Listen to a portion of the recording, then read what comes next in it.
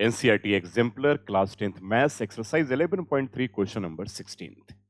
A piece of wire 20 centimeter long is bent into form of an arc of a circle subtending an angle 60 degree at its center.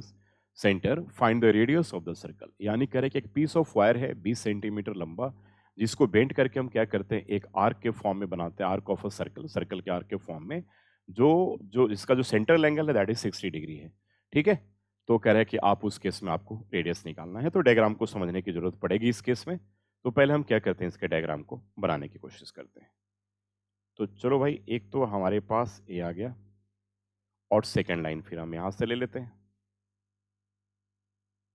ठीक है, तो ए line लिया हमने ऐसे. चलिए, अब आर्क मतलब कि ए इस तरीके से ए आर्क बना रहा है ना. ठीक है, और यहां पे कह रहा है कि ये 60 डिग्री है. 60 degree. A piece of wire 20 centimetre long is bent to the form of an arc. यानी कि लेंथ ऑफ आर्क जो है ना, वो आपके पास लेंथ ऑफ आर्क जो है वो 20 सेंटीमीटर गिवन है. ठीक है, और ये 60 डिग्री है, तो कह रहे हैं कि रेडियस फाइंड करना है. यानी कि इस पार्ट को हमें क्या फाइंड करना है, रेडियस फाइंड करना है. देखिए, तो लेंथ ऑफ आर्क का फॉर्मूला तो आप सबको पता है. लेंथ ऑफ आर्क जो है that equals to 2 pi r into theta upon 360 degree.